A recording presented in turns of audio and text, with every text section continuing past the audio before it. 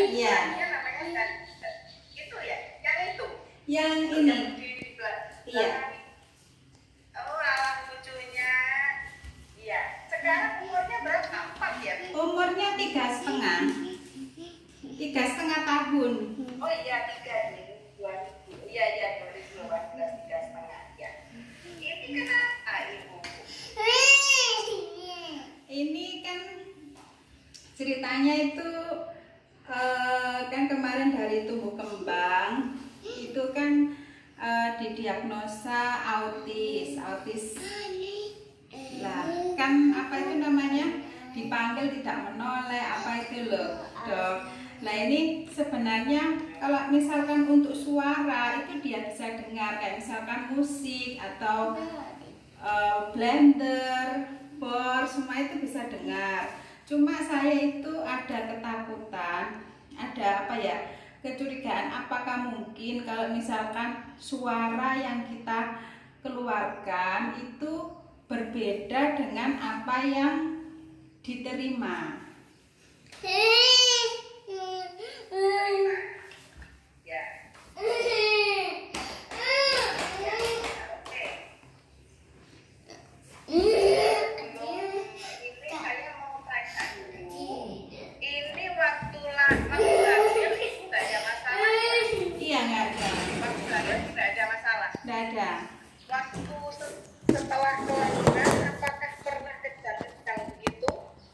Tidak pernah.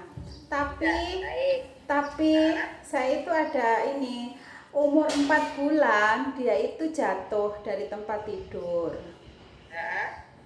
Tapi terus habis itu setelah jatuh itu tidak ada masalah, tidak muntah, tidak sakit, maksudnya tidak panas, tidak muntah, ya normal. Jadi begitu jatuh nangis, setelah itu ya biasa, nggak ada panas, nggak ada apa. Ya baik, kalau begini saya mau tentang ini saya share, nanti kalau ada yang mau ditanyakan ya Bu ya. Kenapa?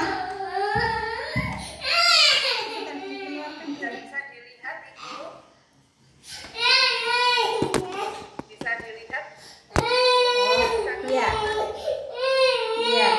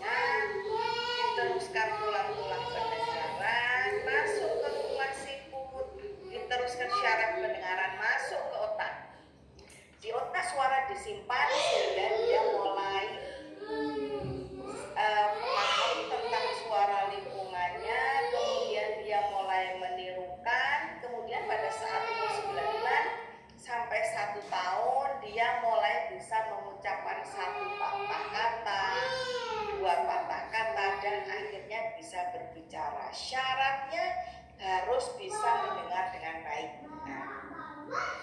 Suara itu ada ukurannya, seperti kalau kita menimbang berat badan. Kalau saya bercakap-cakap, ini percakapan, suara saya kerasnya adalah antara 40 sampai 60 desibel. Itu baik telinga kanan maupun telinga kiri kan itu bisa mendengar suara di perpustakaan yang sunyi, suara kicauan burung, suara desiran kulkas, itu kan bisa dengar. Artinya kalau kita bisa mendengar suara yang kurang dari 20 desibel disebut normal. Kalau antara 20 sampai 45 tulisan, 40 sedang 60 sampai 75 tuli, berat, sedang berat, kemudian tuli berat, dan kemudian tuli sangat berat. Jadi sadar. Kalau ada suara kan dia bisa respon ya Ibu ya. Nah, cuma kita memang tidak tahu ini respon ini dari telinga kanan atau telinga kiri, tetapi dan kita juga tidak bisa tahu suara ini yang sekeras berapa. Kalau dia bisa mendengar suara yang kerasnya 20 disebut normal. Tahunya bagaimana? Tentunya dengan tes pendengaran. Kalau dewasa, tes pendengarannya gampang karena dewasa ini dia paham. Jadi dari kanan dan kiri kita berikan stimulus suara. Tentunya suara yang didengar itu makin lama makin dikecilkan sampai suara terkecil yang bisa dia dengar, dan pasien ini akan pencet tombol kalau mendengar suara. Tetapi pada anak karena tidak paham, ya kita tidak bisa kerjakan pemeriksaan yang seperti ini. Nah, ini adalah untuk anak-anak. Jadi tadi saya terangkan yang diukur itu adalah untuk menilai kondisi rumah siput dan syaraf pendengar. Misalnya saya dari sini mau ke Mojokerto, rumah siput itu adalah Krian. Jadi dari Surabaya ke Krian diukur, kemudian Krian sampai Mojokerto diukur. Itu adalah untuk mengukur rumah siput dan syaraf pendengaran. Hasilnya kan menunjukkan lulus dan tidak lulus. Nah, ini adalah pemeriksaan pada anak. Ini hasil pemeriksaan yang lulus, yang pas. Ini yang refer, ini untuk menilai kondisi Krian atau rumah siput. Sedangkan syaraf pendengarannya yang lebih penting itu dengan pemeriksaan Vera. Nah, ini juga sama seperti tadi. Sedangkan ini adalah pemeriksaan Vera. Jadi pemeriksaan Vera itu anak harus dalam kondisi tidur nyenyak. Nanti akan kami berikan obat tidur di klinik. Kemudian direkam, kita berikan stimulus suara. Di sini ada monitor fungsi syaraf pendengaran, akan diukur bergantian kanan maupun kiri. Nanti si anak bisa mendengar suara yang paling kecil berapa, akan muncul berupa gelombang. Ini adalah contoh hasil. Pada pasien ini yang kanan right, kanan itu right, yang kiri itu left ini, yang kanan dikasih suara yang kerasnya 60 desibel. Suara ini adalah seperti suara saya kalau ngomong, suara akan berjalan.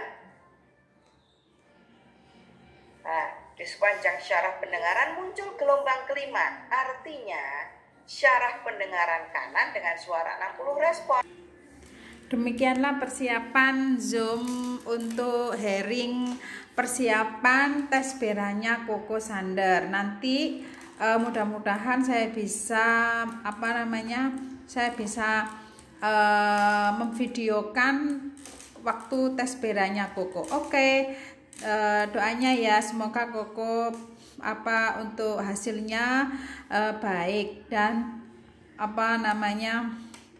untuk hasilnya baik-baik saja. Terima kasih, bye-bye.